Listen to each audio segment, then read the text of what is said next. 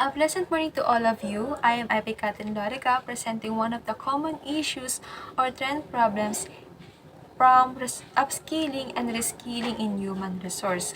COVID-19 brought a new and unfortunate reality to many, resulted in skyrocketing unemployment rates.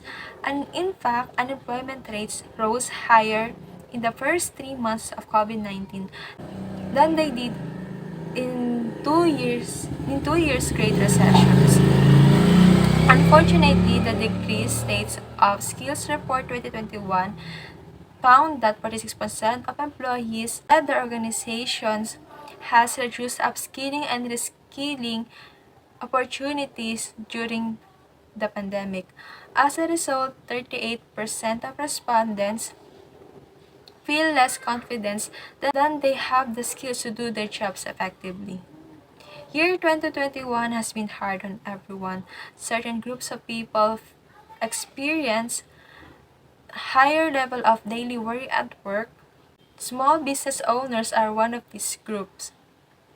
People with mental health problems, people who are called to work from home while also having a or also having to homeschool their kids, and people in an abusive relationship at home. Employees feel uncertainty over whether they will be let go, whether their compensation will change, or even whether the company will keep operating. Work stress compounds the already high stress levels, leaving many people prone to burnout and panic attacks. This causes the individuals to seek roles outside their previous industries, and volatile workplace meant that individuals individuals felt the pressure to stay employable. And guess how they do so? By upgrading and developing their skill set. The top barriers to the skills developments within the organizations are lack of time, lack of budget, and lack of offerings in content, topic, or depth. And upskilling is not a priority for leadership. McKinsey goes as far as stating that by 2030, two-thirds of the UK workforce will lack basic digital skills. Organizations are already struggling to attract and retain talents that matches the speed of technology advancement. With organizations unable to hire their way out of the talent crisis, they must grow their own future workforce from within. That's where upskilling and reskilling becomes invaluable. What do we mean by upskilling? Upskilling is when an employee undertakes learning to expand their existing skill set. These additional skills enhance the worker's performance in their current role, potentially advancing them along their career path. What do we mean by reskilling? Reskilling is employees reskilling involves learning new skills outside of the worker's existing skill set. These skills are often closely adjacent to their current function but may sometimes be geared toward a different path entirely. In short, the distinction between the upskilling and reskilling is the result. The processes are similar in that they help employees expand their knowledge, but they differ in the nature of the skills learned and in the end goal of the learning. There are a variety of reasons why they need to deploy upskilling and reskilling program initiative for your business. The following are a good sampling that involve different industries, sectors, and extenuating L&D circumstances. First, an employee is promoted from within. One of the top one of your top performers lands in a big promotion, and they need to for new obstacles that might come their way. This is an example of upskilling. Since the employee already possesses the foundational talents, they need to take on a new job responsibilities. In fact, that's probably why they were chosen to move up the corporate ladder in the first place. The exception to this rule is staffers who have the basic building blocks such as core competencies but still require reskilling to keep up with industry changes or remote work roadblocks. For instance, you've transitioned to telecommuting and a newly appointed team leader must learn new processes and protocols. Second, staffer must master new tasks. You've rolled out new tests that call for a new set of skills. In most cases, a reskilling program fits the bill, especially when new tests have some overlap with the old. As an example, similar core competencies are required, but employees are unfamiliar with the procedures and additional steps. If they need to learn on how to use new tools of the trade, then a bit of upskilling should be on your L&D to-do list as well. Third, compliance policies change. Fresh compliance regulations and company policies are other areas that highlight the upskilling and the skilling differences. Staffer must also brush up on related skills to avoid breaches more often than not. The best strategy if these new rules involve significant changes as they must train themselves and break old habits to continually improve performance behaviors. On the other hand, an upskilling course is ideal for expanding their skill set if competencies or responsibilities are required that fall outside their current professional purview. Fourth, a worker's talents are better suited elsewhere. Employees' areas of expertise may not align with their current job duties or responsibilities, in which case, the skilling program helps to shift their professional focus and pursue another related career path. These workers are still valuable members of your organization, but their experience and insight can benefit other aspects of your company. Say that sales employees is adept at negotiation and persuasion. However, they have a knack for handling customer complaints and know the company policies inside out.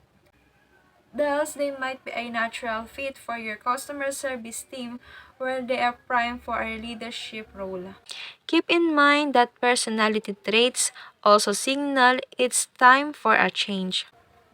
For example, introvert may be able to seal the deal, but they more they more comfortable in behind the scene position. Fifth, downsizing widens the talent gap. Downsizing your organization is never a small feat. You may have to sacrifice valued members of a team, which means that others have to fill in the vacancies left behind. This is once again an occasion that calls for both reskilling and upskilling based on the situation. For instance, some employees may have to learn new skills or cross train in other departments. Likewise, staffers with strong leadership capabilities need to incubate new skills that scaffold their current talents. Here are a few steps to set the reskilling program for success. Create your reskilling plan by mapping out your current needs, skill gaps, where your business is headed, and what it takes to get there. Conduct a skill gap analysis to get a list of skills employees already have, need to improve, and need to develop. Set clear and tangible goals that will structure your skilling efforts and gauge the results. Choose an appropriate training method for your reskilling training program. Consider having several training methods to encourage flexibility and other options that work best for the different learning styles and skill gaps you're hoping to address. Leverage employee training software such as corporate LMS, digital adoption platform, or a knowledge management system to deliver effective reskilling programs. Measure the impact of your retraining efforts by collecting data from survey discussions and post-training assessments. Here are a few steps to help you plan for effective upskilling for your workforce. Conduct a skill gaps analysis to determine whether your workforce's workforce current skills meet the overall needs of the company. Emphasize the importance of upskilling for the future progression of employees' career by building specific skills into their annual goals and learning objectives. Choose an appropriate training method for your upskilling program, such as e-learning, on-the-job training, coaching, group activities, video training, cross-training, job shadowing, and etc. Leverage employee training software to deliver effective upskilling programs.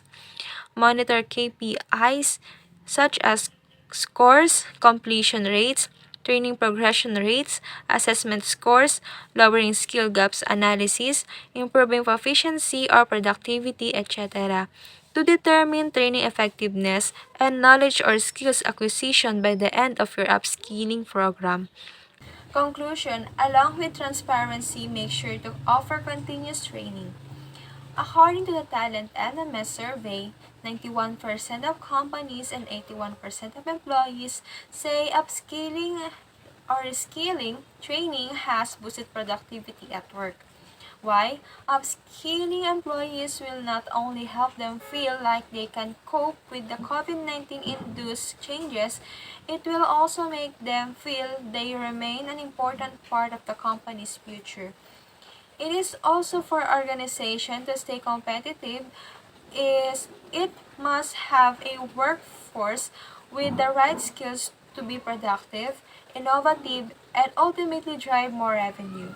Creating a learning and development initiative around employee upskilling and reskilling is a way to ensure your workforce has the skill needed to thrive and help your organization grow. HR often focus primarily on improving upskilling in order to maximize their internal talent and reduce turnover. But reskilling is just as crucial for long-term business success, as it gives you the opportunity to fill vacant positions internally and adapt to industry changes. In short, an upskilling and reskilling training program allows your organization to continually evolve and rise to emerging challenges. Adobe Captive Prime LMS is a versatile tool in your skill building essential. Gamification certificates and robust tracking are just a few of the features that can help your foster lifelong learning across the board. Upskilling to develop the skills of your existing worker is one trend that needs proper emphasis. Equipping them with the right knowledge and skills will prove fruitful for every companies in the future. So in 2023, companies expect to encourage their employees to upskill their level of skills by offering proper training to bring the best out of them. Keeping yourself updated with the modern world of knowledge and skills is highly essential. In today's time, expertise is one field is never enough for companies, so constantly upgrading the skill of the current employee will certainly be a key trend in 2023. That's all. Thank you. That's all. Thank you for watching.